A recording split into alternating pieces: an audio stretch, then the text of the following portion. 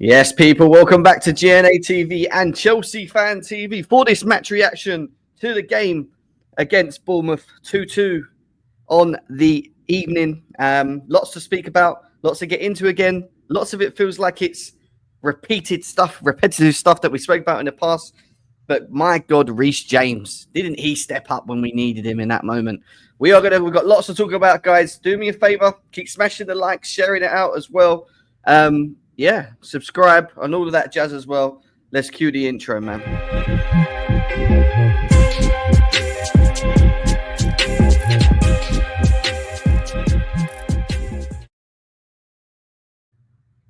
Yes, people, welcome back to GNA TV and Chelsea Fan TV for the match reaction to the Chelsea versus Bournemouth game 2-2 on the evening. Over 100 people across the board in here already. Big up to you guys. Good to see every single one of you as well.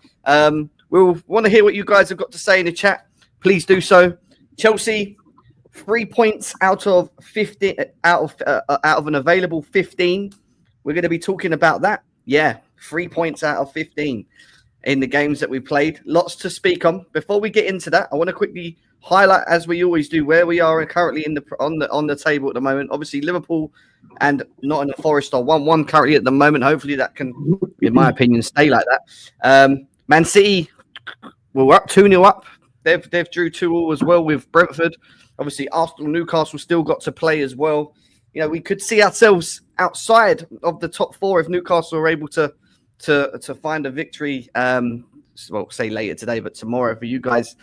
This is where we are, guys. And if you look at our form at the moment, compared to everyone's last fives, it is atrocious. 3 draws, 2 losses. I don't see any W's there in our last 5 Premier League games as well. But listen, I want to get into the thick of things. Obviously, we've got Couch here. We've got Ads here as well. And we're going to start again. And Ads was with me last time round. It was actually me and Ads with the manager again. Because last 5 Premier League games for Chelsea under Enzo Maresca has come to an Everton 0-0, a 2-1 loss to Fulham, a 2-0 loss to Ipswich, a 1-1 draw with Palace, and now another draw after the game today with Bournemouth. And I'm going to start with Couch. Couch, welcome, man. Good to see you as always. We'll talk more about the game in a bit. I want to get into the game, but I want to just talk about, again, Maresca, because I feel like we not that I want to be talking about him like this, but I feel like we have to talk about him again. I mean, what's your thoughts on his overall management today, should I say? Well, big up Jem, big up Ads. Saw you guys this morning, but here we are again, talking post-match. And yeah, if you're asking me about Maresca, man, I don't know. Like, I backed this guy. I was one of the few people that was the first one to get on the train and just give this guy a chance, because I liked what I saw from Leicester. Like the fact that he was about trying to balance his teams and make it, not just so one-sided, whether it be offensively or defensively. So I liked that setup. I liked that system of play. But the issues that I'm having with this guy right now is, and it's not any different than what he had at Leicester, is he's just not rotating the squad enough. He truly is not rotating the squad enough. At Leicester, I thought it was because, they don't have a depth of squad.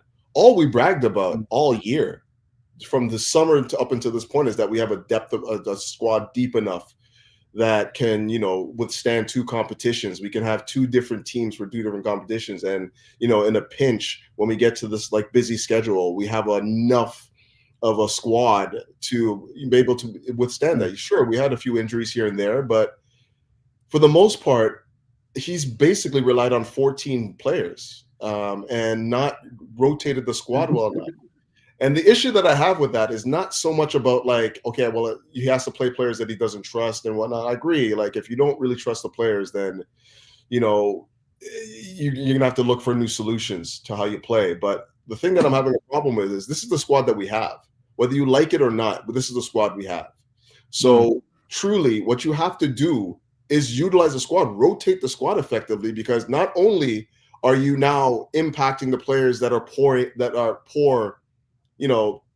on the bench, breaking their confidence, not giving them the opportunity to succeed, but you're also, ruining the fitness and the mental fitness of the players that you're using consistently. Yeah. When they're struggling, they're not coming off. And, they just get more jaded and risk injury as well, right? Like, they're not getting rotated, they get injured as well. So it's all of these things. It's just twofold. It's either you rotate the squad and you suffer with the consequences of the squad being what it is, or you don't rotate the squad and you pick up injuries and you risk, injuring your preferred 11 as well. So I don't know what it is here, but like I felt like after the 60th minute today, we looked leggy and tired again, and we just did nothing to impact the game until the 80th minute. Facts. I agree with pretty much everything you said when it comes to Maresca. I am still very disappointed on the late substitutions. Some people, which we're going to revert to now, and we'll go to ads on this as well, have come out with a quote here saying that they actually feel, and Johan's someone I actually like actually reading and listening to, because he does talk a lot of ball sense all the time. But he says people moan about Maresca's subs, but I think he got them spot on today. Had he brought Felix on too early, we would have been at a major risk of conceding, as a Enzo Felix Palmer midfield is risky. Brings him on late and wins the free kick to win it. Toss him for corners too. What's your thoughts on that? That's obviously we're going to talk about the game, but in terms of like in-game management, again, 5th game in a row without a win. Obviously, Maresca not utilising the bench too well again a bit late. What was your overall thoughts? Yeah, firstly, big up you, Jam, big up Couch, big up everybody listening. I didn't realize how much I'm moving my shoulders watching football because, bro, this right here, I think I've set myself back 2 weeks, honestly. Yeah. It's been a madness. But crazy game. But again, on Maresca and obviously the use of the substitutions, it was certainly frustrating seeing us again lose control of a game that we dominated. First half, we dominated them. Probably for me, our best half of football the whole season. It's just a shame that, I guess, a part of a good performance is also putting the ball in the back of the net. And we only did that once. And that's not enough. For the amount of control that we had over currently a top 6 team in the league, it's not enough. It's not enough to perform that well and not put them to bed. So very frustrating. But again, it's just so annoying to see our second half of games look so open and struggle with many things in transition. But again, there's many things we'll get onto deeper into the review. But just strictly on Maresca and these subs, there is some truth to what Johan's saying, to be honest. I know a lot of people will be like, oh my God, the subs were bad, or this, that, and the third, right? But I was even calling for Tosin to come on before they scored. I was saying, listen, Tosin needs to come onto this pitch, because it was clear that we were having an issue in terms of they were getting at us. And for me, we need better box defenders at that point. We need more physical presence in the back line. Obviously, Levi went down with a slight injury. He came back up. Josh was struggling at times playing out because they were pressing us a lot more effectively. And ever since, and when obviously Lavia made the mistake, which led to the penalty, yes. But him going off, it still weakened us in terms of our build-up. So we struggled playing out. So again, these issues, it was just a shame that Maresca couldn't find solutions to them early enough. And again, with the subs, it's like, okay, I feel like, Felix could have come on earlier, Neto could have come on earlier for sure. I think also you got to make the sub up front, because I've seen it too many times with Jackson. And the same with Palmer, I'm not going to just throw Jackson under the bus. I'm going to put Palmer there as well. Last 20 minutes of games, we've seen it how many times this season. These guys are not affecting games when it comes to later portions of the games, and we're not subbing them off. We're not making any differences in our position in the game. So that needs to be changed. For me, you're going to make the double subs cool. Make it a triple sub. Bring on Giyu. I don't really... Listen, for us to be relying on an 18-year-old is not right at all. And I'm going to talk about the board and transfers and all that. We'll get onto that later. But again, that sub needs to be made. So for sure, Maresca could have done more. He could have done better. It's been disappointing because there's been points left on the table that better in-game managers would have saved us points over these last 5 games. That being said, as mad as I am, as hot as we all should be as Chelsea fans, because we dropped 2 more vital points today, I'm still not mad on Maresca. I still think he's had a great start to the season. He's done a lot of things better than even I expected. So I'm happy with him. But again, I've been saying for 4 or 5 games in a row now that, okay, that was not a great game, but Maresca, you got to learn. I said it after Fulham. I said it after Ipswich, Palace. Yeah. Now Bournemouth, like, I can't keep saying that. Maresca, you got to now show that you're learning from these things, because as much as we're having an all right season so far, we're literally now in a top 4 dogfight. If Reece doesn't pull one out of nowhere with that free kick, we're like 7th. Like, so yeah, it's a mad one. I hear you. Mad one. I mean, guys, nearly over 300 people in the building 10 minutes in. Big up to every single one of you who's coming through. Come and say hello in the chat. Also, let us know your thoughts and feelings. We'll try and get through some of your comments. Obviously, we're bringing some of them up as well. We're going to move away from Maresca, because to be quite honest, I haven't really got much to say about it. I kind of agree with what Couch and Neds has said on the overall on it. But I want to talk about the game. And for me, the game first half, I thought some of the football we played wasn't really good.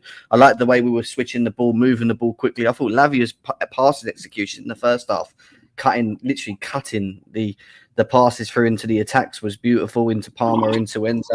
I thought Enzo again. I mean, we're going to talk about him, individually in a bit, obviously, but we looked very, very good, and we came out with the right energy. We came out with the right, the right way that we needed to start the game, in my opinion, and we created chances, and that was evident. And they didn't really know what to do. They were really struggling in Bournemouth to really contain the speed of how we were attacking them and moving and switching the balls, and whether it was onto Sancho or Madueke or Jackson, who I thought done very well in the first half of dropping deep and helping the team carry the ball, win the ball, bring the ball up the pitch, which we know is all of his strengths. But then it gets to this point, and we look at these images here, and obviously the first one where before he even gets to that position, might I say, he had a free header. So I'm sure he had a free header when he headed it onto the post. Did it hit the post? I think it hit the post and then came back to him, didn't it? And then he hit it with his left foot. But, to not be putting that on target, even on his weak foot, all right, it might have been, a bit of I have to be quick, in terms of reaction. But to not even put that in the back of net was killer. I think this one here with the second one where he's come in and this is the one where he got put on the plate by Madueke, but it was kind of bouncing in front of him, and he just didn't really get his foot over the ball. These are the differences, guys. And how many times in the last couple of games? And I don't want to just keep blaming Jackson, because like I'd say, it's not just Jackson, but he is getting a lot of our chances again, and it's showing that. And I keep saying he is showing why we need an in the box presence striker. We need something else, right? Whilst this guy's still on his development route. And I keep remembering that he is still on his development route. And this is the part of his game where he has to, for me, improve on. The Enzo one's there from the first 30 seconds where he should have took a better touch in the box and it rolls to the goalie. Fine, I get that to a degree. And then I don't know what this one is here with Madueke. Is this the one where Madueke shoots or pays it into Jackson? I can't even remember on the bottom left. I can't. Are you talking about the third picture, or like bottom left or bottom right? Yeah, the bottom left one. Is that? Does he take a shot or does he? Yeah, no, he took a shot there. Like, it was one of them ones where he could have looked for the pass, to be fair. But I think he did well to get to that area. But probably should pass it. It ends up getting blocked. So the thing that destroys me the most, and we'll talk about it in the group, is just how we are in the second half. And don't get me wrong, Bournemouth come out and they took it to us and they didn't give up. But that's what every team's doing when they come to us. But our levels dropped because we were losing balls in silly positions. Our attack just completely died off. Yeah, you got to 60 minutes. It needed to be changed, in my opinion. Madueke wasn't as effective. Even I thought Sancho had a good game today. In all, to be fair. Even he was less effective. And the most important people, mainly Palmer, he fitted out as well, and we found it very hard to get up the pitch all of a sudden. And you'd find it hard to believe that we had more possession in the second half than we did in the first half. Yeah, like I wouldn't have, if I didn't look back, I wouldn't have thought that at all. I would have thought that the first time we just dominated possession 70%, if not more. And then in the second half, we kind of like fell off a bit. It was the exact opposite. It's crazy. To think that. Because there was a stage. Sorry to cut you, but there was a stage where we just had a lot of safe possession, and Bournemouth were happy just seeing us have the ball and not be a threat. Whereas first off, there were times where we're waiting to pounce on Bournemouth, and we had a lot of quick attacks. We weren't having a lot of attacks where you see Cole will take a touch on the ball, stand there, look at everybody, and then take a million seconds to pass the ball. No, we were being quick and incisive first half. That's why we didn't have as much of it, because when we had the ball, we were impactful with our possession. For sure. What is it? I want to ask you this question. From the last 5 games that you've seen, obviously we've struggled in our second halves. For all of a sudden, at the beginning of the season, we tend to come out in the second halves and respond, and it was really good to see that and a part of the reason why I think we were responding in them second halves wasn't only because of the performance that was still there, but he was utilising the bench better. He was making 3 or 4 subs when he needed to and freshening it, and it was giving us something different in game. But in the last 5 games, obviously including this one, I'll start with Couch on this one. What do you think is the real issue at the moment with how we started in that first to how then we can just fall into the second half like we played? Like what do you think? Can you see what the issues are, or do you think it's just the fact that it's a very inexperienced young team that just needs a bit of help through moments of this games? I don't know if it's one. I don't know if you can just isolate it as being one thing. I think it's a multitude of things. One being, we should be able to trust more of the squad to come in and give us minutes, even if it's just for the energy. Like come in and provide energy to the team. That's first. Second is I thought that Bournemouth changed their tactics and they came out with more intention. They figured out what we were doing with Caicedo inverting into the midfield. They utilized Semenyo religiously. He went 1v1 against Achapong time and time again in the second half. And of course, one produces the goal. But, ultimately, we have to be able to come out of the dressing room feeling not like we're safe, but feeling like the game is still 0-0, and give them the same sort of attacking intent that we did before. I don't think that we made any adjustments to what they did. I don't think that we did anything that led to us being more on the front foot.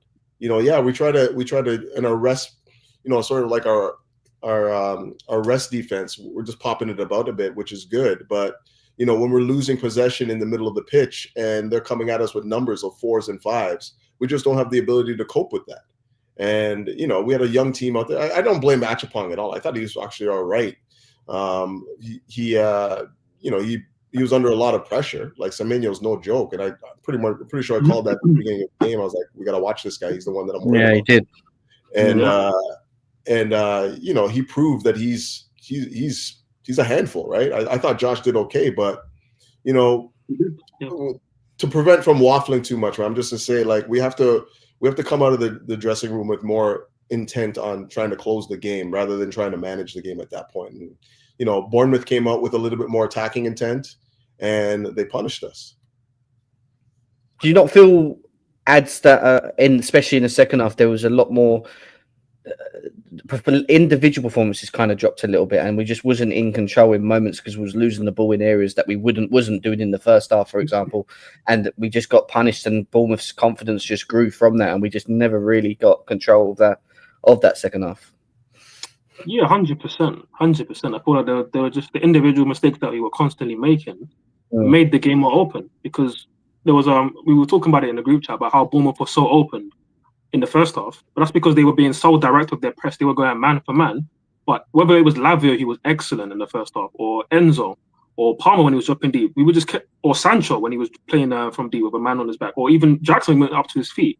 There were so many examples where these guys are receiving the ball in tight situations and playing through their press, and that's what opened the game up. But second half, we kept on making more individual mistakes. We weren't finding that perfect inch weight of a pass or a dribble to get out of a tight area. So that's why the game was more open. But again, I'm not surprised seeing that. How can any of us be surprised seeing that when it's been happening time after time over the last few games? And a big part of that is because of the fixture schedule. It's been piling up. We haven't had Conference League games in between to bounce back and forth so that we can rotate 10 11 players.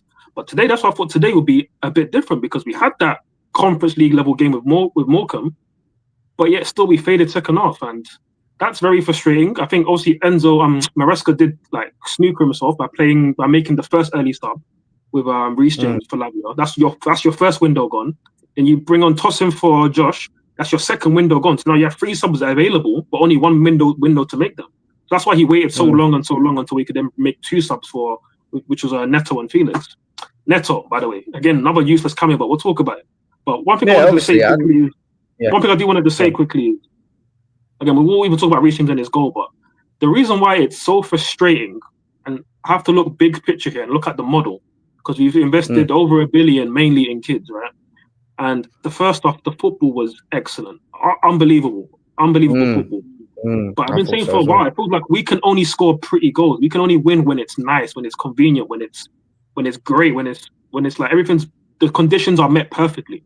But when the conditions are a bit tough, second half it gets grimy, you get into a dogfight, and all of a sudden you're not just winning with your jab on the outside, you haven't to actually get into a dogfight in the pocket and swing out with another team.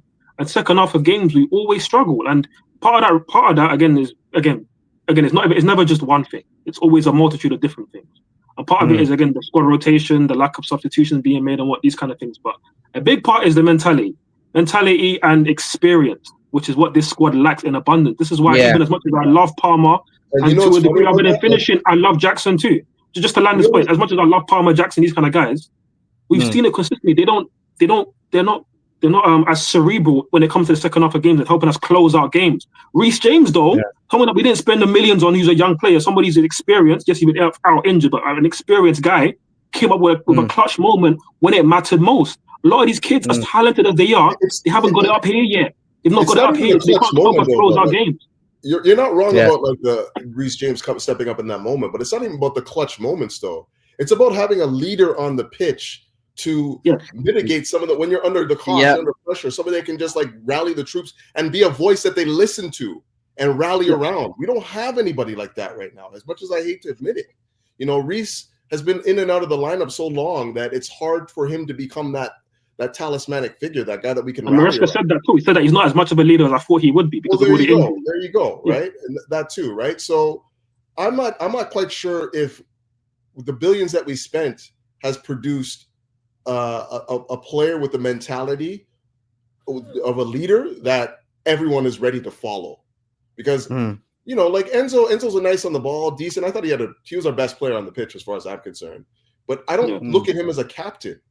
You know, I don't see him as a captain. I don't see him as a guy that's going to be like, you know, grabbing everybody by the scruff of the neck and pulling them. I do think he has that though a little bit, but not as much to the level that you're saying. I know what you mean. I don't see him as a captain. I'm sorry, I don't. I see him as a good player to have on the pitch, one of our better players on the pitch, and that's probably why he wears a captain's armor. I don't see him rallying people around him. You know, I mean, he shouted at all the attack when someone had the shot outside the box and was screaming at the attackers. He's not the only one that does that, though. You know, like I'm just saying, is he the guy that everyone's listening to? You know I get what you mean. The guy, like, it's one thing to say that I'm the leader. It's another thing, are people following you? You know what I mean? Like, am I alpha enough for you to follow me? You know what I mean? Yeah.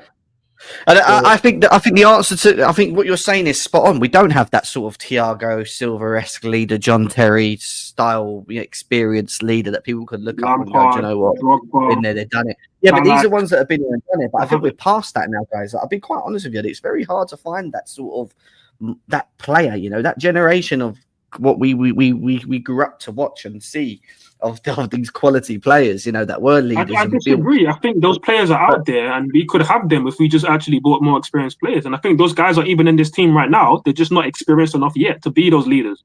They haven't got these guys. We bought them before they even had 100 Premier League, 100 senior appearances. So of course they're not going to be leaders now. Maybe in 5 years' time, but we didn't spend $1 billion to wait just for 5 years. We need more results. Having experience for me doesn't mean that you're a leader, because you can be someone that has tons of experience under your belt, but you might just be a very good player, and you might be very good at what you do. But it doesn't mean that you can go and lead. But just to that point, Terry, Lampard, Mikel, Ivanovic, guys who were captains of even their countries, they weren't leaders at 20, 21, 22. They had maybe leadership. They had some leadership skills, just like we say Enzo has some leadership skills. But to the point that Couch was making, people weren't necessarily following John Terry, Lampard, Ballack at 21 years of age, at least until they start winning trophies. There's more older. And again, these guys that we have now, none of them are leaders to the point now where people are going to follow them. They're not yet. Maybe they will be, but not right now.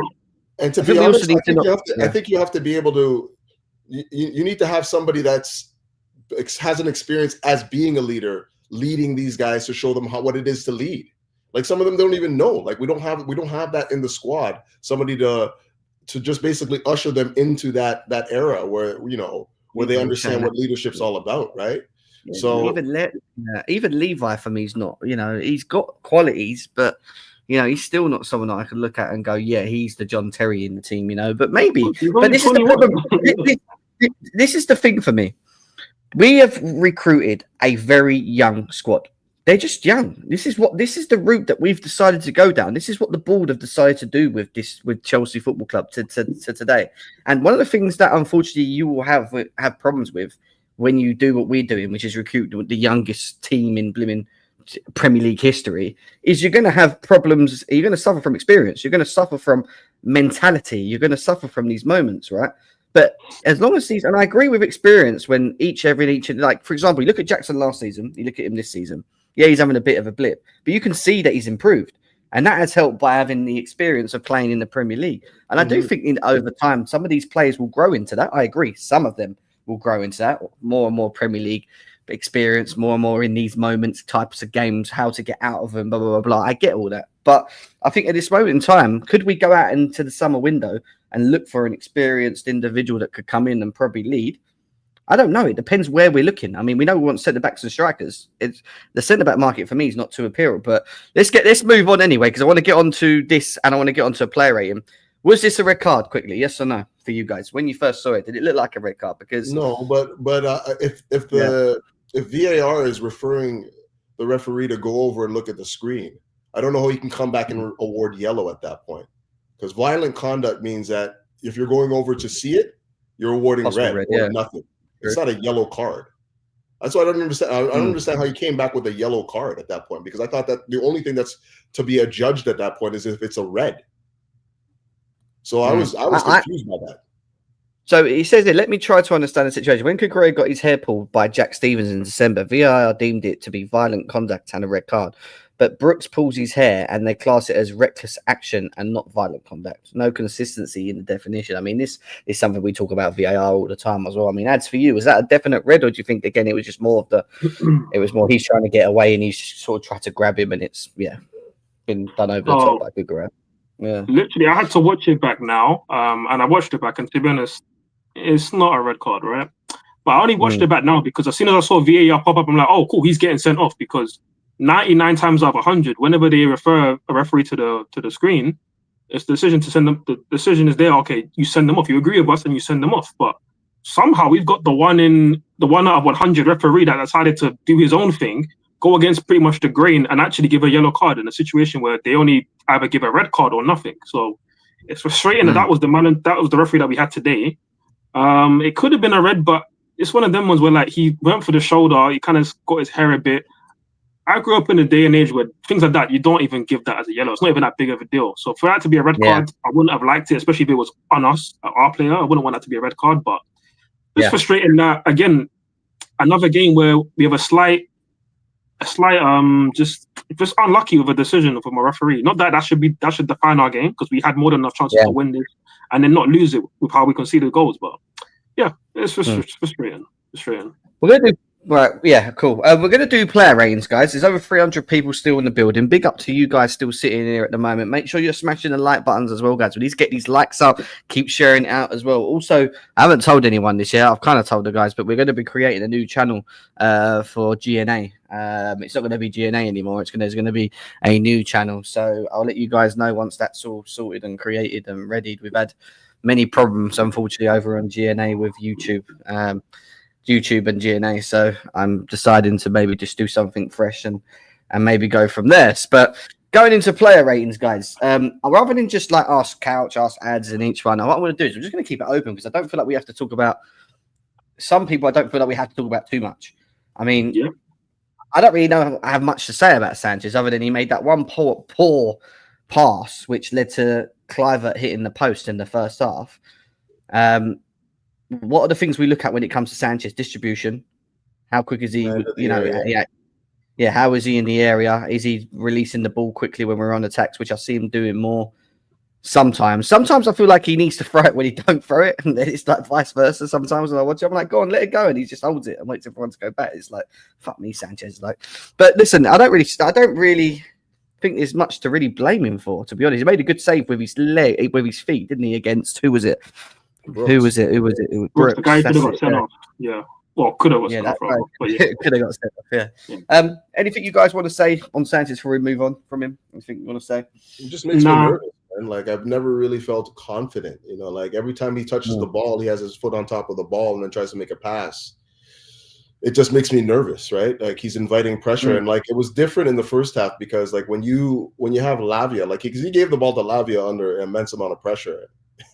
And he was able to like negotiate it himself. But you know, he does that too often to me. He gives passes to players who are under an immense amount of pressure, you know, and you know, it's up to them to sort it out. And like more often than not, that's not always something that's easy to do, right?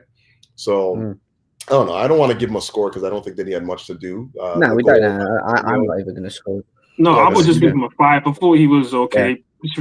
Distribution at times, especially with short passing, could have been better because there was a couple of times he almost gave Josh like hospital passes, which you can't give him a kick those kind of passes. But otherwise, couldn't do much with the goals. The save with his feet, I expect him to make it, so it is what it is. Mark Cucurella, what do we think of him today?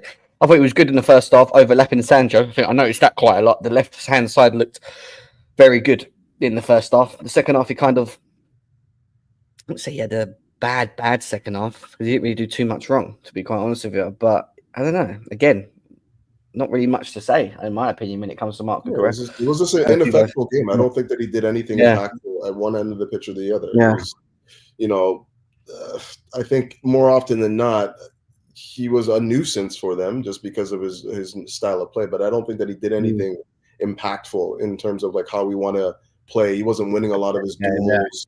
He wasn't really getting touch tight and like locking off that flank. So I don't know. I'd probably give him a 3, to be honest. Yeah, I hear that. Anything to be said, Ads, or are we moving from him? I might have said 4 or 5, but I do hear what Couch is saying. He wasn't super effective at either ends of the pitch. I feel like the X factor in his game is his hair, because he can seemingly get people sent off with it somehow. So that's some use to us as a team, to be fair. But he's a bit of a shithouse in that sense, which is cool, because it can sometimes get you a red card or whatever. And even in the first half, what I actually missed until I saw on replay is he actually barged into Brooks off the ball, which is why he was on the floor in the first half. So that's what probably led to him leaving a bit extra on him in the second half, which could have been the red card. But again, like Couch said, there's not much to talk about with Cucurella. So 4, 5-ish, that's what I would give him. What about Levi? I'll be honest with you guys. I don't blame. I know we've not been blaming our defence in the last couple of games, but we haven't been keeping. Now our attacks let us down, but still not fully.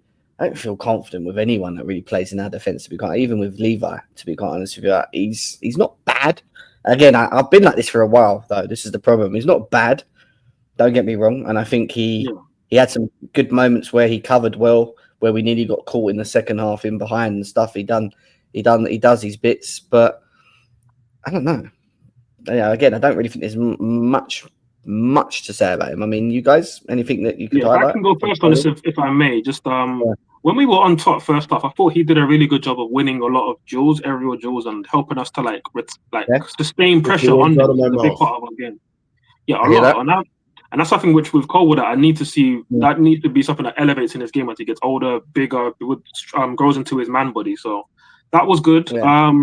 I think his passing out the back, he's got a great left-footed pass, breaking that line. That's great. Yeah. But other aspects of his game in terms of breaking lines and being a progressive centre-back on the ball, a ball-playing centre-back, it needs to improve. He needs to have more of a right foot. He needs to have different variations on his passes. And he needs to be able to carry the ball up the pitch a bit as well. I feel like with him, it's just that one great pass that he has. Other than that, he's almost basic everywhere else. And it's as much as we talk about him as a great ball-playing centre-back, I feel like it's almost just that one thing he has, which I need to see more of. But other than that, I thought defensively he was just all right. Again, one last thing I'll say. I just hate that, with us, we don't have to do much to concede a goal.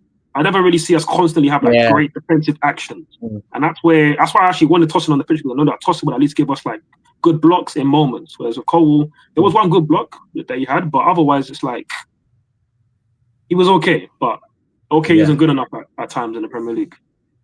I agree. Couch, what do you think, man? You think? I'd said exactly. That's why I don't like when he goes first, though, because number one, he talks too long, and number two, he takes everything I want to say. It is what it is, brother. No, that's bang on. Everything he says, bang on. Don't need to go there. All right, let's talk about Josh. I'm going to be a bit slightly contradictive here. Not contradictive. What's controversial? Sorry, I'm going to be slightly controversial here. I thought he struggled.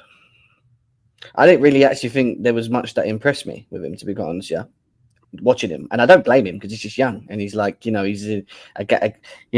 he's playing in a centre back position that I've been told he can do, but I'm told his natural position is actually a right back. So, okay, cool. And it goes back to what Couch says about having 2 right backs on the bench, but then we've also got centre backs on the bench, and we're playing a right back and centre back. So, I mean, off the ball, we were going in the free, so that made sense because he'd move across and he could cover that area to a degree. But I don't think there was anything that really made me go, oh my god, this boy, he's really don't get me wrong. There was moments where he had the ball and he was just giving the ball away, he was trying to get up the pitch. There was moments where I liked where he carried the ball well, where he was progressing through the middle and trying to get us up the bit. I saw them moments, but he was a little bit wasteful for me on the ball a little bit. He kept struggling to kind of help get us up the pitch from out the back and stuff. And when it came to defending, that's that second goal. Don't get me wrong, that second goal was a finish. The way he cut around him and just hit it first time into that top corner was a class finish. But I still think he just gave him a little bit too much, in my opinion, a bit too much room in that moment, But overall, I don't want to be highly critical on him. I don't really want to rate him because I don't think he was that bad. And I just don't think he was really good. Rate him. 4. Scott, my opinion. I appreciate. I think 4 is about right. I thought the things that I liked about him was his confidence on the ball. He didn't look like a shrinking violet. He was playing some tricky passes into the midfielders, which shows that he trusts his ability to make those passes. Yeah. Didn't always come off. I thought that he put some of our receivers under a lot of pressure just because it wasn't right in the pocket, right where it needed to be. And it took some some real clever feet to negotiate that, to get us moving again. But he's young and learning, and as you say that he's a right back or right center. He's the prototype in that position for as I'm concerned, the way we want to play, right center back, the way we use that position. He's the prototype. That's where modern football is going right now.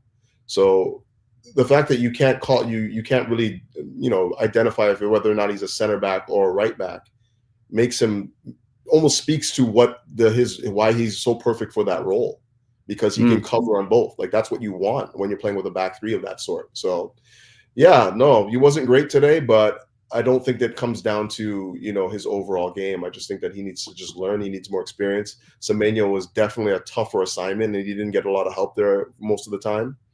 And he only really got punished once. Yeah. Ad, do you think I'm being a bit harsh, or what do you think? A little bit harsh, but I understand what you're saying, and I think for me, I see some of the mistakes that you saw as well. I saw that, and I agree with it.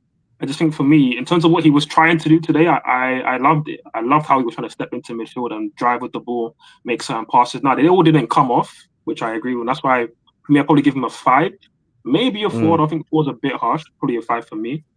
But what I saw today was definitely someone that can actually fill the boots of Fofana. Although, again, of course, he's not a standout, lockdown centre-back at this age. Of course he's not. And I don't really blame him too much for the goal. I have someone else that I blame a bit more for the goal, but we'll get onto that later. But again, it just shows that only needs one moment to score against us, which is an issue. But otherwise, it is what it is. I thought he was all right. I still want to see him start games for me, even though he got subbed, and I thought it was right to sub him at that moment. I still want to see him start games because this is a top talent. Top talent. Let's get into the midfield. Well, right back / midfield. Moises Caicedo. I thought he had quite a poor game today. And is it because we utilised him in a position that we thought, he can play? I think he can play it. I thought the first half done pretty well. In moments he got into good positions a little bit further than everyone else. He overpassed the balls a bit, or he underpassed. He just wasn't getting that right pass. But the penalty just pissed me off, because he's got a habit of doing that. And sometimes he just switches, his brain just switches off in moments. And it's like, the guy's in front of you, he's in the box, you can't get the ball. Even though you love trying to get the ball, because that's just the way he is. So he loves trying to get the ball at any chance. But you've just kind of put us in a position where he threw and he probably could have passed it around Sanchez, or Sanchez probably may have came out and saved that. But we wouldn't have known, because Caicedo decided to just clamp him and completely clamp him and take him out. Then people say, let's get Lavry off the pitch, because he's now losing control of, what he's doing in the second half new position. And then we move Caicedo back into that role. And then straight away, he's just in my opinion, he looked leggy, fizzing around the midfield. He didn't really look effective to me.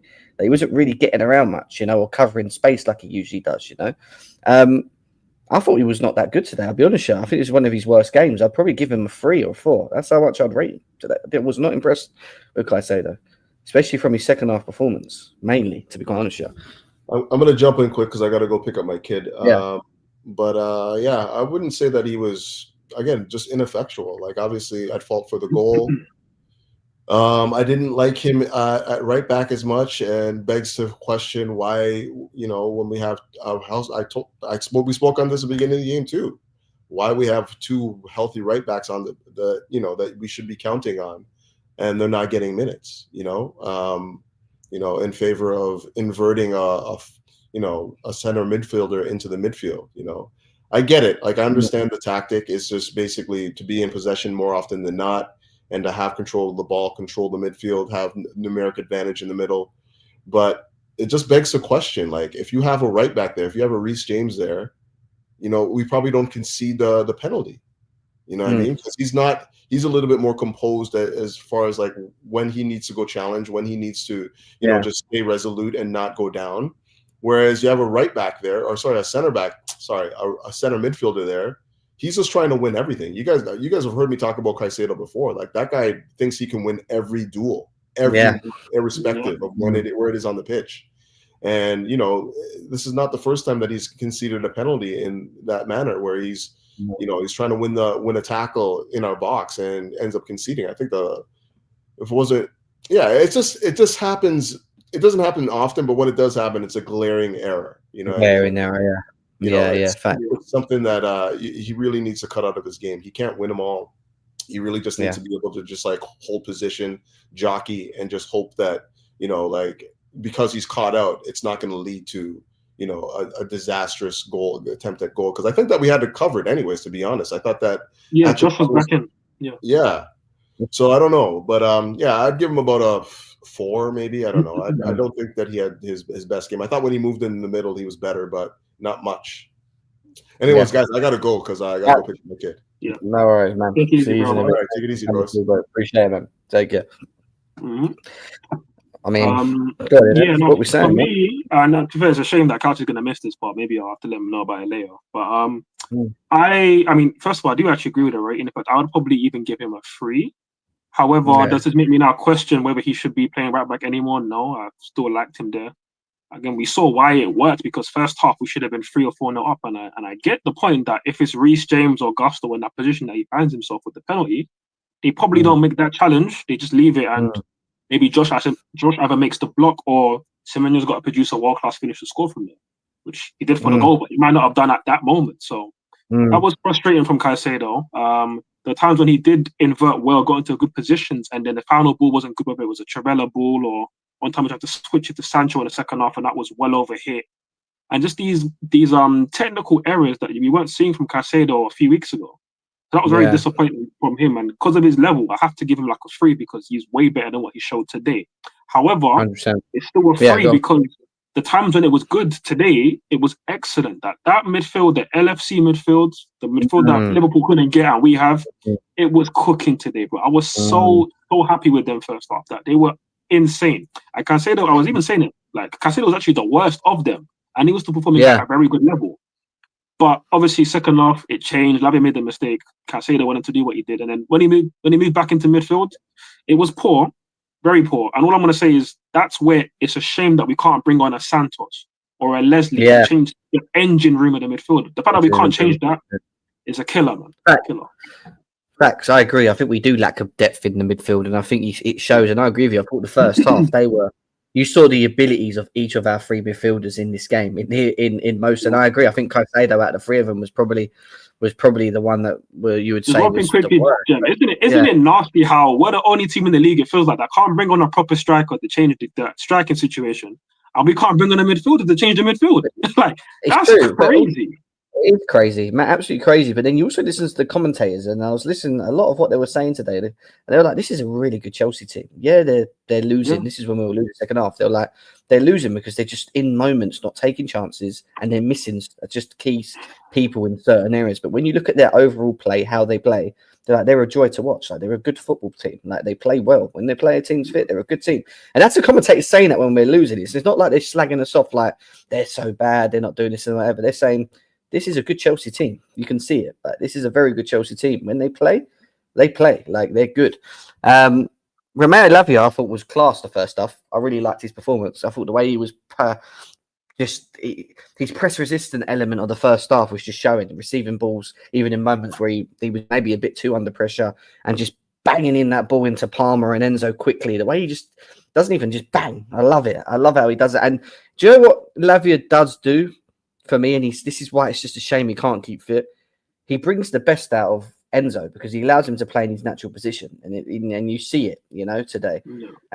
Lavia in that pocket, he's just made for it. It's his home. It's where he's used to playing.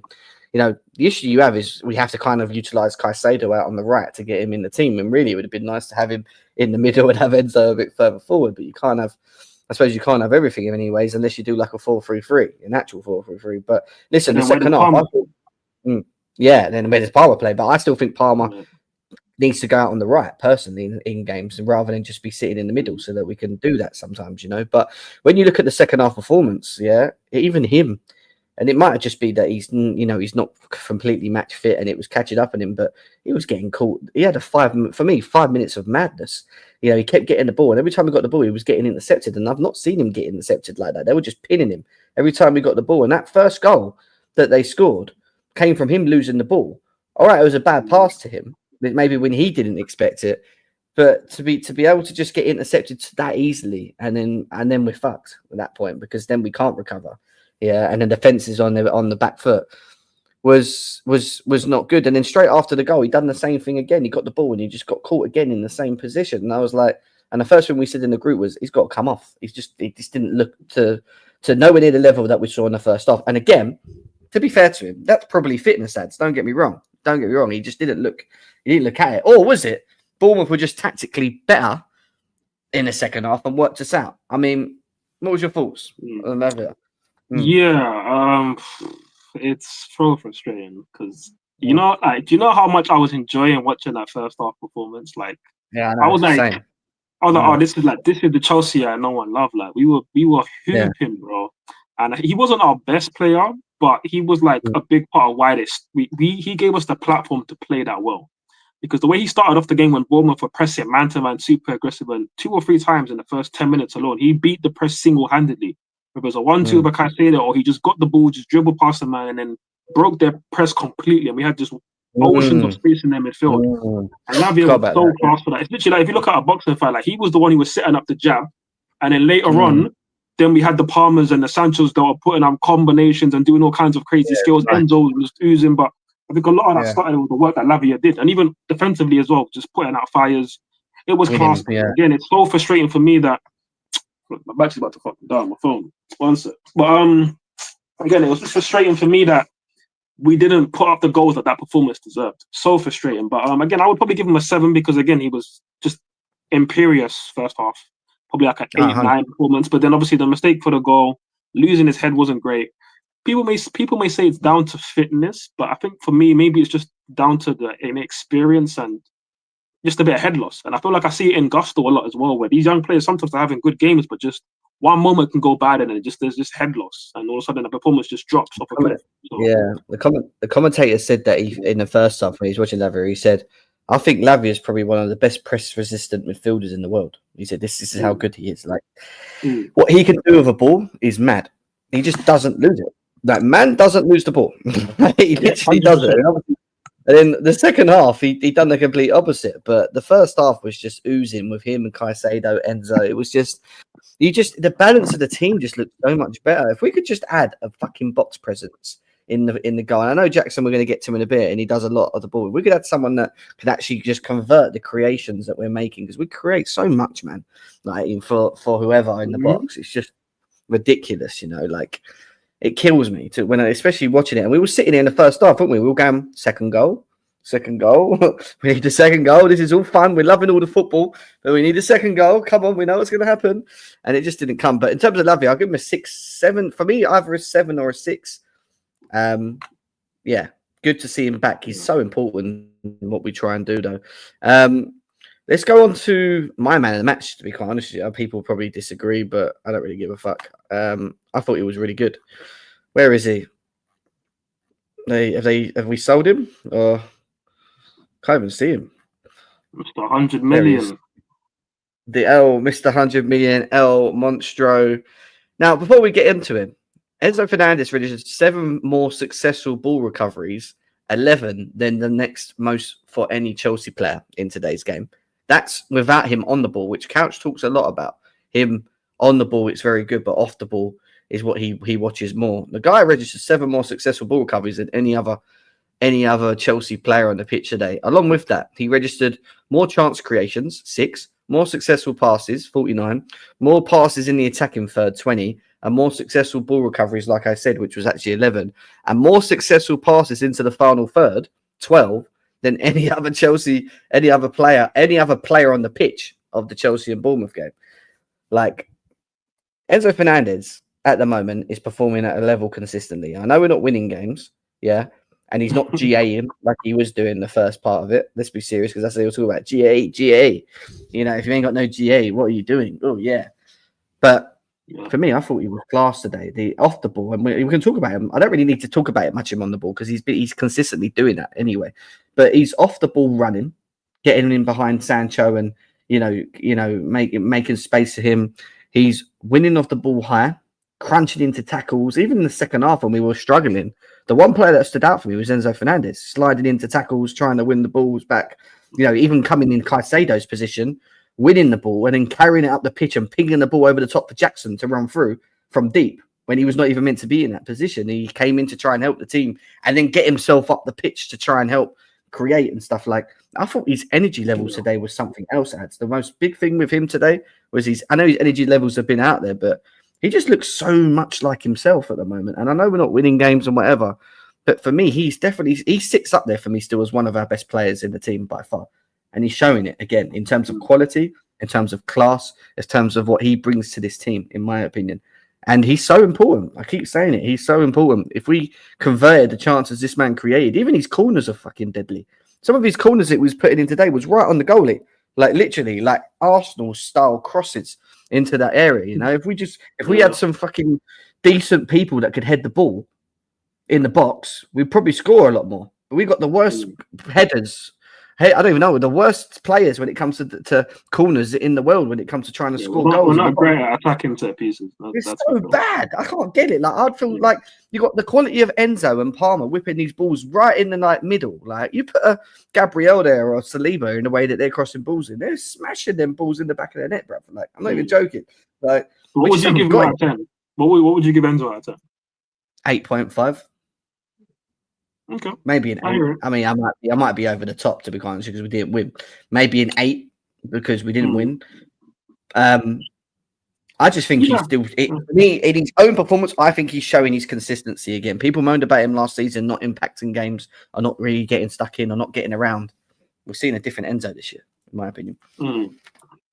Listen, you had your love rant with your love speech for Enzo. Then fair enough, I get it, bro, because you were in the slums when he was performing poorly. I was there too until I kind of, thought we could do better about him, to be fair. And also part of that is because of the whole bus incidents, which we won't get into now. But no, these performances of late, again, when there's no GA, it's just him performing and it's a team that's not getting results. It's quite similar to Potterbull, where when he first came in after winning the World Cup and he was the one performing in a shit team. Like, it's quite reminiscent of that, because I'll be real, there's a lot of times in periods of games and over the last few matches in general where he's been head and shoulders the best player, or at least one of the best players. And credit to him for that, because again, like you said, the energy levels are great. And obviously the passing, the through balls, that's been great. Somewhere like the flair and the touches he was seeing, we were talking about it in the GC earlier. Iniesta, something. Yeah, you were saying Iniesta. There was one chest control that he did where like he almost hesitated, like he was going to control over his foot. He let it just roll on his chest. And I need to be careful with the shoulder, fucking up. But he let it roll on his chest. Like, it was actually like Ronaldinho-esque. Like, you seen him do like those Nike adverts back in the day. It was like that. It was just crazy, bro. He was hooping. Again, you talk about the off the ball work in terms of like winning tackles, and that's great. A lot of that is like in their half, which is good, because it's in rest defense is really important, right? It's important, and it's also big of why Maresca likes Caicedo as like a right back, because obviously he's inverted and he can like be there to instantly press and win the ball high. And obviously Enzo's doing a great job at doing that in the midfield. He's doing a great job at that. I think one of that even led to a Jackson chance in the second half, where he just won the ball high and then boom, Jackson's there, takes a shot, he goes for a corner. So Enzo, again, I would say he was an 8 out of 10. I thought he was excellent. However, I did say on the goal, the Semenya goal, that it wasn't Josh at fault. I thought the person more at fault was actually Enzo. And this is one where you're going to actually have to watch it back, because I had to watch it back to realize how open we were, because I remember seeing it live. I was like, why is it so easy for them to just spread a pass through to their striker, and he's one-on-one with our defender, shimmies, boom, top corner. Like, why was that so easy? If you watch it back, you realize Enzo's just not covering the passing lane. And it was not yes, he's not necessarily Kante off the ball or Makaleli off the ball in terms of like the intensity, right? In terms of like, I need to defend, I'm a lockdown defender, I must defend. Yeah. He's in that, but yes, you are right. He is working harder these days. That is true. But this wasn't about work ethic. This was just about intelligence in terms of like, okay, recognizing danger. Obviously, he's very intelligent on the ball. His passing is great, but off the ball, there's moments that need a bit of work. And this moment here, like he just left the lane completely open. He was covering like a lane to the winger, which wasn't the primary threat. The threat was the ball in the center of the pitch. And they played the ball to the number 10. I think he's like the centre mid, I think Christie. And he just has acres just to play into Semenyo where Enzo should cover that lane. So that's something that you and obviously everybody watching probably just needs to go back and look at. Yeah, I think it's something that you can very easily miss that in the moment. But that was a big moment that led to their second goal that was so easy for them to score. But again, that's one detail, which is an important detail because it was the second goal. But other than that, for the most part, he was exceptional today. So big him up, man. Big him up. Yeah, I mean, like, I find it hard, but I need to see it because I've not seen it anyway. But overall, I thought he had a really good game to watch. I wouldn't sit there and say that his level of performance dropped from first to second. I thought he was very good in the first. I mean, I think the first goal we scored, he wins the ball and plays it straight into Jackson. Jackson does all the hard work of carrying the ball and plays it into Palmer. And that's what he does. Even in the second half, he was winning balls and he was playing balls over the top to Jackson to run him through. He was trying to. He always tried to look forward, didn't he? He's just always looking to where can I get you to run through and I'll pull it there, because he's got the ability to do that. But there was moments where Caicedo and Lavia got the ball in them positions where Jackson and Palmer were both going like that on the last defender and trying to run in behind, and they just couldn't fulfill the pass. And this is what I kind of try and keep telling people. If that's Enzo Fernandez, he probably finds that pass. Yeah, I mean, I'm not trying to take the piss out of Caicedo and Lavia, but his passing range is completely different to Lavia's and Caicedo's in the final third, in them moments where you need that, when you just need that sort of Fabregas-esque pass in and around the back.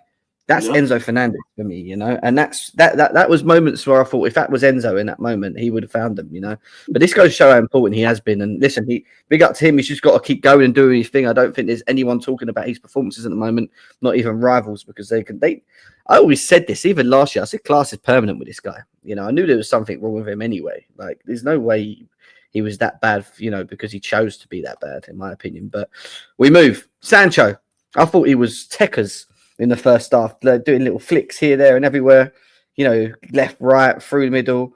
Even in the second half, I thought he was still quite effective, trying to be quite direct in and out, trying to weave his way through, take shots. I thought he was really good. I like Sancho, man. I just think we need something else there for him. I just feel like we're kind of like imploding on him now, where it's like, you're our only left option. You have to play and you have to make it happen, and I just don't think, not that I don't think he can't do it. I just think we need something different sometimes in moments. We just don't have it, But in terms of his performance today, him and Enzo and Cucurella, their chemistry levels are mental for me. Mental. They always have this same understanding. Even the commentator said today, the chemistry levels between this Chelsea team is mad. They all know where to run to when one player's got the ball. They all understand each other's abilities on the ball, when to make passes, who, what to do here, what to do. I thought Sancho was very good today. I'd give him a 7, if you want my honest opinion, out of the wingers. I thought he was the best of the wingers, if you want my honest opinion today. Again, I mean, ads. What are you saying? Yeah, no, I hear that fully. I'd have given him a 7 too. I feel like Enzo, again, I would have given Enzo probably a 9 if not just for the goal. I think that has to bring it down a bit. But I thought Sancho was one of our better players today as well. Great link-up play in the first half, and just giving us those moments, those cameos of skill that you want to just watch. Things you just want to replay over and over. There's one double nutmeg that was just completely outrageous. Like, honestly, he's such a top-level operator. Again, his game is more about facilitating for others. So while he was very good first half, second half, when he got involved, he was able to help us retain possession at times. But one thing obviously we lacked, which we needed second half, was sometimes for him to just go at his man a bit more. He did on one occasion, which led to a moment, but he could just do more of that. But we know that that's not his natural game, and that's where it would be ideal if we could sub him off for maybe a Matisse Tell, who can maybe be a bit more direct second half, or if Neto goes into the left wing and be a bit more direct. That's something that he kind of lacked, but again, it's a repetitive theme because we should have been 2 or 3-0 up in the first half, and then we're waxing completely lyrical by everybody because the likes of Enzo, the likes of Sancho, they did enough for us to be up in the game, and it's just down to our finishing and decision making in the final third that meant we didn't close the game out. But again, Sancho, in terms of form, I've been saying it again. You've said it now as well. Our best winger on form comfortably, and long may it continue. Long may it continue.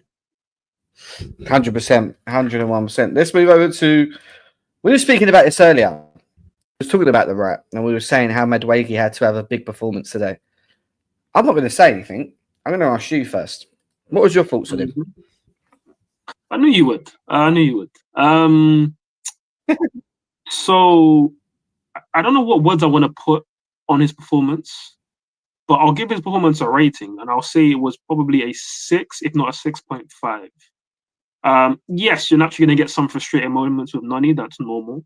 But for the most part, when he was given the opportunity to go at his fullback, he made it work and he made chances happen and he created moments for himself or for others. Now, there was the big chance for Jackson, which was a huge chance. However, Nani does exceptional to get to that position. He blows right through Kirkett, but then the pass itself is like, he almost in his head, it was almost like as if he said that, I've got here, I've done all the hard work, now I just got to put the ball there, rather than why not place the ball perfectly so Jackson can't miss. It was such a bubbly ball that it wasn't ideal. Jackson should still score, 100% he should still score, but Nani could have done better with the pass. So those little moments there, that's what takes a very good winger into like a top winger. But again, I still feel like he cooked Kirkus a lot. He worked hard off the ball. Looked good for a guy who hasn't really started many minutes of recent. And again, I'm judging his performances mainly, obviously, off himself, but also judging it mainly towards the guy he was brought to replace him, which was Pedro Neto, who, again, had a bad cameo and has been bad recently. And I'm looking at it like Nani is giving us way more offensive threat. He's not just having to rely on crosses. He can actually take on his man and beat him a lot of times. And he gives us a goal for it. And yeah, a couple of times he took shots on that were blocked and whatnot. But I did see him trying to link up with Palmer and try and help the attack in other ways. Yeah, he wasn't perfect by any means, but was he a threat? Yes. Did he create chances for others? Yes. Did he work hard off the ball as well? Yes, he did. So yeah, 6.5. He was good. It can be better, but way better than what Neto's been producing. Way better. So that's all I thought he had a very good first half. He didn't have as much involvement as Sancho did, because I thought he played more down the left. But in moments where we did find the ball out to him, I thought he had his moment on Kirkez. I thought Kirkez in the first couple of duels had him a little bit, and then he just kind of like, I'm gonna deal with you now. Like he kind of just got warmed up. And yeah, listen, I like Madueke, I always do, and I thought he beat Kirkez a couple of times. And one of the things that surprised me is when he tried to cross the ball in, he used his right foot to cut it back, rather than he's very left-footed dominant. Like he's always like, if I can't use my left, I can't do anything. But he's starting to use his right foot to try and find balls in the crosses. And he done one where he beat the man in the box, crossed it in with his right, and Cucurella, Atalanta blimmin' Cucurella out of everyone when he's right foot, and he skied it. But yeah, listen, I thought he was more effective in the first and the second. I thought he kind of fizzed a little bit for me, hence why I think the substitutions needed to be made. I wanted Neto to come on because I thought he'd actually give us something else, at least legs, because at least he's a little bit more similar to Madueke and being direct, and Kirkez might have been a bit leggy at that point, and I thought this is a good chance for Neto to have an impact. But that didn't obviously happen for whatever reasons. But I thought Madueke was all right. I wasn't going to slag him off and say it was poor. I just thought he had a bit of a split half. So for me, it'd probably be a 6.5 for me on him. So yeah. Jackson, Nicholas Jackson. What do we even say? I don't even know. He's another one. I thought he was. Who's this? Who is that? Who the hell are you?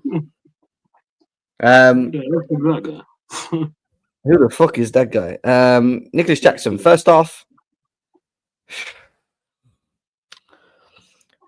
very good at what we know he can do, which he continues to do, which is dropping deep and carrying. And he assisted Palmer for the goal, which was a nice free ball and all of that for Jazzle. However, the problem still arises that when he's created for in the box and we need him to kill the game off for us, and in the moments, he isn't taking them. So, do you want me to be honest? What I think he's worth, or what I think he should be rated, based on his second half performance? Because I thought his first half was decent. His second half performance was non-existent for me. He really pissed me off in the second half because he kind of fizzed out. And it might be because and Couch was saying it's because he's leggy. We should change him. Yeah, I get that to a degree, but he fizzed out hard. Like he wasn't even involved. He wasn't getting involved in the game. He was just non-existent for me, to be quite honest. Yeah, he kind of just disappeared. I think he was probably, I'll be quite honest, I'll probably give him a 4 or 5. I don't think he was a 3 or 2 or 1 to the point where he was that bad. If I want to be that harsh on him, it would probably be because he's not taking his chances. But I can't keep giving the guy 2 threes for just missing chances because we don't look at our bench, and we spoke about Maresca already about trying to change it and give us something different, and maybe Guillou or saying, I don't know, but I don't know, mate. It just keeps saying, like I keep saying, we need an in the box presence striker, someone that has that eye for goal in the box, so that when we create them moments in the box, they get that chance, bang, goal.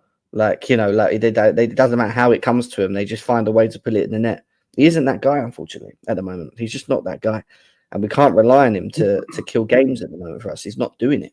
He's struggling. So that's down to development because he's still on development for me, and that's down to the board just relying on him again to just carry us through another season. Because I knew this was going to happen at some point. And we said this at the beginning of the season, didn't we, really? How long can we keep relying on Jackson throughout the season? So, I mean, what are we saying, Eds? So you would have given him what rating again? Probably a 4 or a 5. Maybe 4, most probably. Especially that second half. That second half was crap. To be honest, yeah. I hear you. Jackson, man, that was tough to watch. Because if you take away finishing, right? If you take away finishing from that first half performance, that was like good. 10 out of 10, honestly, bro. Like that, we haven't even seen that version of Jackson a lot recently, where like he's doing everything other than the shooting. Because there's been some performances lately where he hasn't been holding up the ball that great or linking up that great, but today was like 10-10, like probably up there with like his Wolves performance. Because I think Wolves, scored a header from a corner, but he didn't have many attempts on goal. But it's more about his link-up play that was amazing. And today, like, it started off with even things like just winning tackles, like winning duels, winning the ball back for the team, tracking back. Like his pressing was pressing like an animal. And again, these are all the woke things that 10 years ago nobody would care about in a striker. All you care about is if they put the ball in the back of the net. And unfortunately, we have a striker who isn't a natural at doing that. And that's just what it is at the end of the day. He hasn't got the natural shooting technique. That when he's in a pressure moment where you've not even got to think about it, you just got to let your instinct show in a moment. And he doesn't naturally perform the shot very well. And the first chance was the Noni one I'm thinking about. Again, it bubbled up not great, but that's where the striker just got to score an ugly goal. You just connect on it. Whether you have to get your knee over the ball. And whether it comes off your foot, your knee, your ankle, your shin, whatever it goes off, it just goes hard and low and it goes into the back of the net. But he didn't do that one. And that was bad, that miss. But the second one after the Palmer cross, like that's shocking, man. Like, because the header itself should be in, but then the second attempt. It's just shocking. I genuinely almost threw my shoulder out because I was just like, how on earth do you like just swing your left foot at the ball so casually, almost like a kid in the playground? Like, I've not seen that kind of shit since I was in year 4, year 5. Like, just somebody just swinging their foot at the ball like that. It was ridiculous. Genuinely ridiculous. So baffling to see that. So, again, so frustrating because, again, you look at the performance, the link-up play, hold-up play, pressing, tackling, the assist, top quality. Even after Sanchez had that bozo moment, then Jackson, he receives the ball like 70 yards from goal. Takes on their whole team, dribbles, makes the right decision to shoot. It was actually a great shot as well. Hits the frame of the post. You can't do much because that's a world-class goal if it goes in. So there's not much more you can do there. That was actually a really good strike, but just frustrating. We've left on the table. Funny enough, I am watching it as we speak. Points we've left on the table again, man. It's so frustrating because the performance deserved more, but I can't say I'm surprised. I kind of know Jackson's going to do that, which is why I've been saying for a long time, you have to get another striker in. Like I said earlier, we're the only team in the league that can't replace the striker or replace the central midfielder and impact the game positively. We can't do it. I said we should have brought on Guillou, but why should we be relying on a Guillou in situations like this? We should have brought in a physical striker. And when I told the fan base that we should have trusted someone like a Chris Wood and bring him in, they laughed at me. But you ain't laughing now. You just stopped Liverpool. Yeah, but you didn't predict that he would be doing what he's doing. There's no way in hell that you knew that Chris Wood would be banging like he is. If you looked at his underlying metrics from last season, he was performing well. And even when I watch him, I'm like, this is a proper Premier League striker. He's physical. He gets about. He can put the ball in the back of the net. Now, did I think he would have? 12, 13 league goals only behind Palmer, Salah, Haaland? No. But am I surprised? Also, not really, because this is what strikers like him do, and we should have bought one, whether it was him, whether it was Taremi, whether it was even bloody Mateta. Just get somebody with that physical presence and a natural finisher. But we chose not to, and now we're paying the price. What do you think about Mr. Cole Palmer? Good finish, put the goalie on the floor, finished it nicely. Very good in the first half, linking up play, doing his thing. We thought, oh my God, the Palmer we like seeing is working, which means we're going to have a good day today. It looked like we were all cooking the first half. And in the second half, he disappeared again. And man didn't get taken off. And then you got someone like Nkunku, who I keep saying could have got you a goal in that area today if you decide to take Palmer off. And he doesn't decide to do that. In moments where we need a goal, you got a player on the bench that scores goals, actually scores goals as well, and gives you something. And we just leave him on the bench all the way through. And I know we brought Felix on. Everyone loves fucking tossing off to Felix. And don't get me wrong, he came on and won us the free kick, which Reece James then scored from, which was good. Don't get me wrong, I don't mind Felix coming on in the moments because sometimes we need a ball carrier, someone that can actually just, do something different. But Cole Palmer for me in the second half had to come off. I know Jimmy says, "Oh, you keep your talismans on till the end, this, that, and the other. You can't never take your talismans off." I hear it, but this is the 5th or 6th game now where Cole Palmer just fizzes in the second half, and we have a bench where we could just change it and give ourselves something different, which could maybe have been a difference in the game. 5 mid because he scored the goal, but 5 for me. Yeah. Again, it's almost similar to Jackson in the sense that we saw a great first half performance, and even there were moments in the first half where, I think I knew from his first half where he did something kind of audacious that I knew, Palmer was on demon time today. He was trying to do all kinds of things. He had one little chip as well, something that I've seen Lampard do, where he chips it from edge of the box over the keeper. He tried that. Had some other great flicks and moments. Obviously, took the goal exceptionally well. Great composure in front of the goal. Sat down the keeper, put it bottom corner. Had other moments, again, created other moments. And it's very frustrating because we could be talking about all these players in a different light had certain chances been taken, whether Palmer's cross to Jackson ends up in the back of the net. Other moments that he created. But there were also chances where he was wasteful. He was just wasteful at times today. And it's, again, super frustrating. But then second half, while there were some decent moments in build-up, his effect on the game in the final third wasn't there. And again, I keep saying that with the manager, as much as I can't really fully blame him because his tactics led us to a point where he coached a 3-0 first half. And that's on the players to not put the ball in the back of the net and execute. However, second half, it's a very common theme that we're seeing Palmer's performance levels drop. We saw it against Palace and it cost us a goal. He literally handed them a goal. We've seen it against the likes of Fulham, Ipswich, but the manager refuses to take him off or try anything different, even to put him on the right, give him maybe a bit more space. We don't do it, and again, his performance levels drop. And fortunately for him, he was bailed out by the other world-class player in our team. He's the one who came up and produced the moment, because that's why we want Palmer to produce those moments. But of late, he's shown that he can't really do that in the second half of games. He's not really getting out of the mud in situations. And that's not to say that he's now not world-class just because of that, but clearly we need to either rest him or take him out for a game and take him off the pitch and show him that if you're performing at this level, you're not mandated to play every single minute when you're playing poorly. What makes it worse, Ads, is that Nkunku has 17 goals at GA. He has a 17 GA and he's on the bench. I don't care about he's fucking working hard or whatever, or this bollocks that people keep talking about at the moment. We need a goal. We need someone that's going to take a chance when in the game. The guy's got 17 GA all right, so most of that's come from the Conference League.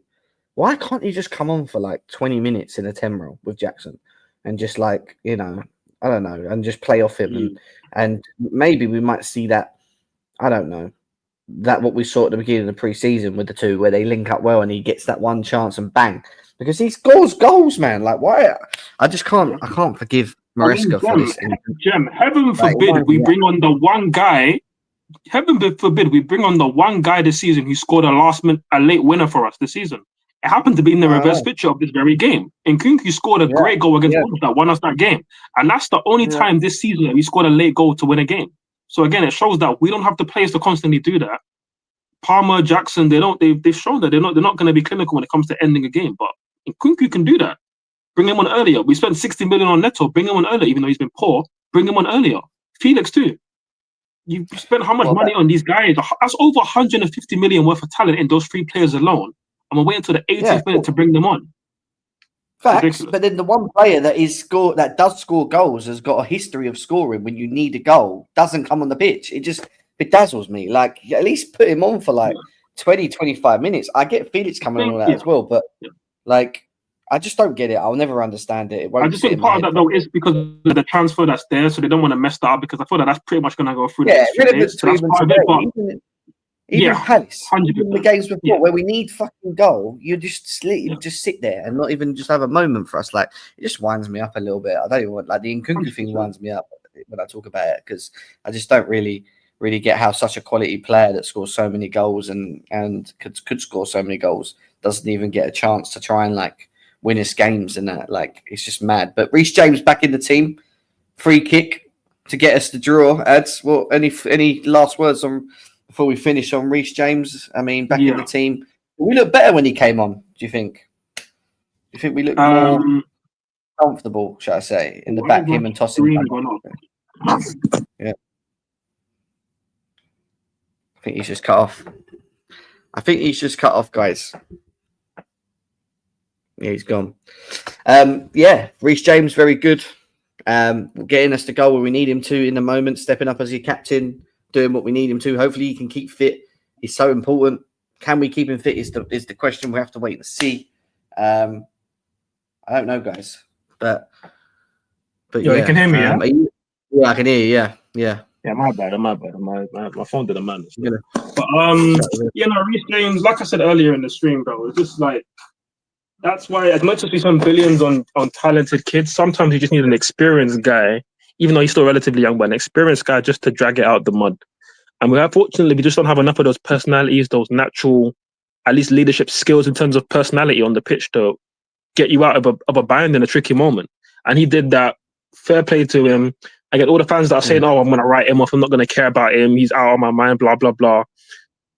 I get it. It's frustrating having all the injuries that we've seen him have, but the one thing about Reece James you have to say is every time he comes back from a long injury or suspension or whatever he is, he always produces. He always has a good performance. He always does well. He always gives you moments of world-class ability, whether it's defensively, whether it's crosses, creativity, or goals. And this was a fantastic free kick.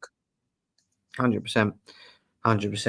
All right, guys, we're going to tie up there. My laptop's about to die as well. I just clocked. So big up, everyone. 2-2.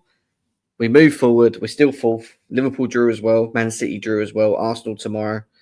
Let's hope Tottenham can do something there, I guess. And Newcastle that as well. But forward, big up to you, or ads. Big up to you. I appreciate it, man. It's 3 a.m. where I am at the moment, so I need to try and get some sleep. But big up, guys. We go on to the next game up the Chelsea. We keep moving forward, and let's keep an eye on the transfer window, guys, for this January because there's a lot going. I think there's a lot going on. So we'll obviously have to cover that on a live at some point as well, and just talk about the transfers as well. But big up, man. See you in a bit. Big up, ads. Thank you, bro. Appreciate it. Love, bro. Big up. Big up. I can't even find the outro.